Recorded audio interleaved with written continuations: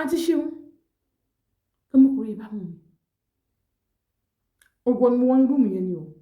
ó ti lẹ́yìn ló bá ní see as I see you yesterday so I will do it I won't do na nothing wey you fit tell me and I go still collect money for your hand press me 1 minute 1 hair make I dey go and I go do I don't miss that thing wey I do that day I miss am codedly man and if I don't want to do ló bá lọ sí ibi pillow ló wá mú jáde ìbọn you are a graduate you go school say you no go school this kind of life can take you to prison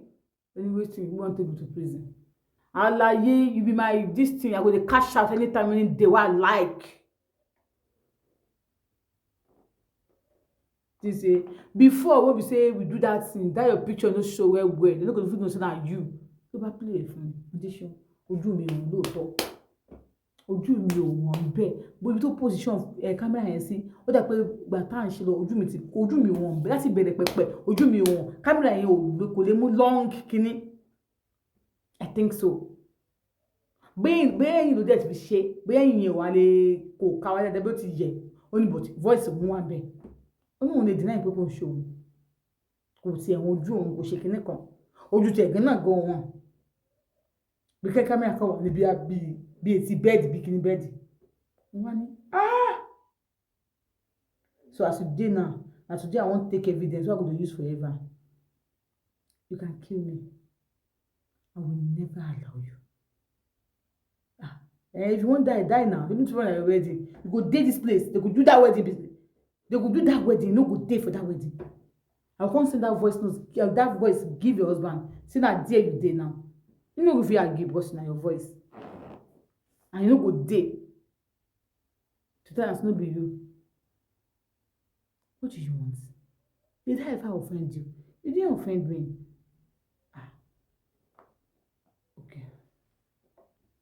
òun wá bẹ̀rù kó má ṣe kámẹ́rà òun wá wo ilé yẹn òní kámẹ́rà wà ń bẹ̀ ó ní kò sí kámẹ́rà ń bẹ̀ ó ní after today òun ní ṣe wọn kàn mọ́ fún wọn ó láti ṣe wọn ó bá mi lájọṣepọ̀ ọjọ́ náà kò sára tí ó fi mi dá àjọṣepọ̀ tó bá mi ní ṣe mọ̀ ara mi ò dìde pẹ̀lú ẹ̀ tí gbogbo abẹ́ mi dìde kí ọkùnrin bẹ́ẹ̀ lájọṣepọ̀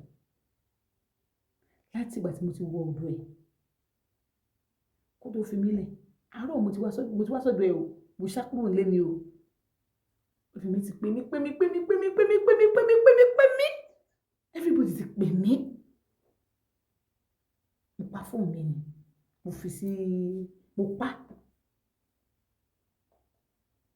ẹ̀rọ mo kọ mo pápátá ni tó ṣe tán bàbá àná òun gbọ́dọ̀ dá tó fẹ́ dá ó tún yọ òun ní kó lọ rọ́bà dáàbò ó ní mi wà do that time I no use rubber I no make I use rubber I no get HIV I no get any disease forget mo sọ fún mi ó ṣàbùn láti ṣe pọ̀ àti ṣe nígbà tó ṣe tán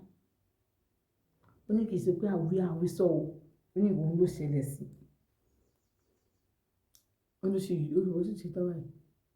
ṣe mọ̀ lè dà gbogbo abẹ́ ìhun ti wú o sálẹ̀ ọjọ́ owó ó ní kí òun dẹ̀ bọ́ọ̀sì bẹ́ẹ̀ ni kì í ṣe pé òun àtọkọ òun ò ṣe rí o àwọn ò ṣe lẹ́sìn bẹ́ẹ̀ yẹn ojú ìkọ́ bí wọn ló dìsrẹ̀ ju òun ló sọ fún yín pé ìgbà tóun ti ń fẹ́ òun ò ní anybody tóun dé tó kún bá ní tó máa bá dájú sọpọ̀ so bó ṣe tukú bí abí wẹ́dí àwọn tó kù 6 months na wọ́n ti stop anything ìbálòpọ̀ so that both of them will be hungry ní àlejò ìgbéyàwó àwọn more than 6 months gan táwọn ti stop táwọn níbálòpọ̀ lọ́dún táwọn bá jọ ṣe eré ìwé ní I want to keep you kọ́ńtà àlejò ìgbéyàwó kó ń sọ fún ọkọ̀ wípé nǹkan kan ṣe òun lábẹ́ ni kí ló ń fẹ́ sọ ó ní àmọ́ bọ́ wọn sùn gbogbo abẹ́ òun kọ̀ọ̀kan ó ṣe palẹ̀palẹ̀ ni ló bá dìde bá fún lówó tó máa fún òun ṣe transfer fún 200,000 òun á kó bẹ́ẹ̀ gbà tó kó bẹ́ẹ̀ òun á kọrí sílé tóun gbà tó ń kọrí sílé ọ̀hún sẹ́ńtì ọba sẹ́ńtì bá tó ń délé wọ́n ti mú àwọn kiri bí àbíbí ó ní ibi tó ń lọ ni ọlọ́run ló yọ òun ṣàpàrọ̀ náà yàmà kò tí ẹ̀ papọ̀ wọn ní àṣà àti dúpẹ́ ṣe bó èrè àti rí o wọ́n kò gbọ́dọ̀ rìpọ́ọ̀tì pé police station bó ṣe fẹ́ dé àwọn òrí ó ní ọ̀kadà wọn máa ní kó lọ ra nǹkan báyìí máa ní ọ̀kadà tó gbé wọn ló bá gbé wọn síbì kan ló bá dẹ́nu jókòó síbẹ̀ ọpọlọ pé ọlọ́run àwọn pásítọ̀ wọn ti ń gbàdúrà gbogbo ọlọ́run kó tún wọn sílẹ̀ ilé kan gbá kan ó ní ìbára tó pàrọ̀ pé ọpọlọ pé Elédùmarè tó tún wọn sílẹ̀ o ẹni bí sèkì tó wọn ṣe ní kó sọ pé wọn máa bọ́ wọn láti ṣe pọ̀jọ́ ni òun ò sọ kankan bẹ́ẹ̀ abẹ́jẹ́ ń ta àwọn abẹ́ ń lo ohun gidi gan ọba gbómi síbi tù gbómi kaná ìjókòó lómi mímí wọn á bá wọn mímí wọn àjáde wọn ọgbọ́n náà ń gbọ́gbọ́n wọn àwọn ọmọ kí ló ṣe ọkọ mi you are not happy you are not okay tomorrow is your day what happen ọ̀run ti dáná dé àwọn èrò tó pọ̀ ní àwọn wọn sọ pé kò sí nǹkan kan mo fẹ́ lò ní bí wọ́n ṣe ibi tó ń jókòó sí àwọn ọ̀dọ́ fẹ́ fi fìdítọ́ sí àwọn clinical infection ìpọ́n lọ sí wọn are you sure ó ní yes mommy okay no problem addition bóun ṣe sọ fún mọ́mí òun nìyẹn tó sọ fún mi lọ pé okay no problem tó ń gbójú mi kúrò bẹ́ẹ̀ òun jókòó lé àwọn ṣe wẹ́dì adájọ́ wẹ́dì òun báyìí ọkùnrin sọ pé òun wá babe I'm tired I'm seriously tired òun ṣe wá lọ́rùn òun ṣe wọ́ṣẹ dúdú gbogbo ọkọ̀ tó ń sọ fún òun pé lè fàkábẹ́ táìtì padà òun bẹ̀rẹ̀ sí lọ níjọ yẹn ìjọ tó ń jókòó tó ń dé yẹn ìjọ kejì wẹ́dì àwọn bóun ṣe lò náà nìyẹn tó ń fi fọ ara wọn ọkọ ní you are tired àwọn lẹ́yìn àti bí wẹ́dì yẹn àwọn lọ lọ́ọ̀jì ni o you are tired what happened to you I'm just tired I cannot do anything okay you not do anything I really want to do it but don't just so far kura máa lo ara ẹ babe tomorrow is there now we can do it tomorrow I'm sure yes nígbà wọn ṣe ní pẹ̀lú problem kò wọn dẹ̀ ní problem pẹ̀lú àwọn gbórí láyà ní gbọ́dọ̀ kejì abẹ́yẹn ti wọ́n ókè àwọn tó kàn dé ní ìbálòpọ̀ àwọn tó ń lóyún yẹn ìṣàkàrà máa ṣèké àwọn tó ní ìbálòpọ̀ táwọn ní ìbálòpọ̀ tán ọkọ mi dé ẹ̀jọ́ náà àwọn ẹ̀jọ́ náà àwọn lọ. ọkọ ń kún àpò òun jọ kan ó ti pé oṣù mẹ́ta ọkọ wọn á pè pé babe is there anything you are keeping for me? Oh no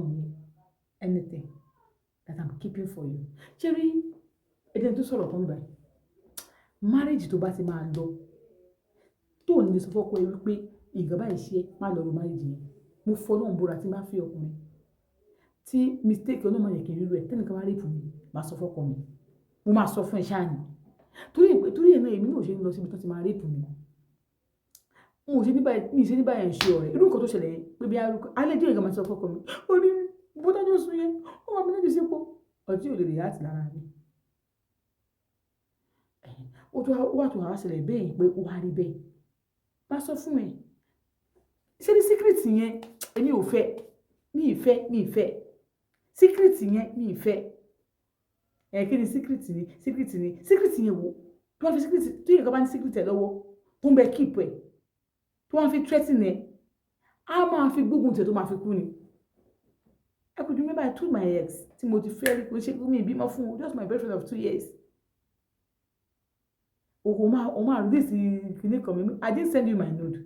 we are just a boyfriend and girlfriend is catching cruise and you record it and thank God everything I did there is not stupidity kò ṣe kó bí a mọ òun ṣe kìíní kan so you are free to post it aláyé ìjọ tó rẹ lọ́mọ ní mi lára because if I keep begging ó máa beg tó máa fi kú ni abẹ́rẹ́ my threatening there oh I need peace let him post it and let everybody have peace like if it's me I will never tell you sorry go and post it because gbogbo tá bá ti ṣe consequences ẹ̀ agbọ́dọ̀ lè dúró tì ní ọtí tó mu ọmọ kó kì í mu ọtí ó ti mu ọtí nìyẹn tí kí ni ẹ̀ bá as a gbogbo tó ní solid relationship mo yẹ kókùnrin kan tó wá pè ẹ́ wá sálẹ̀ hotel kò lọ down I am not stupid I'm telling you the fact that is who I am. This guy ọkọ wọn bèrè lọ́wọ́ pé is there any secret tó ń keep pẹ̀lú òun? Òní rárá lẹ́yìn oṣù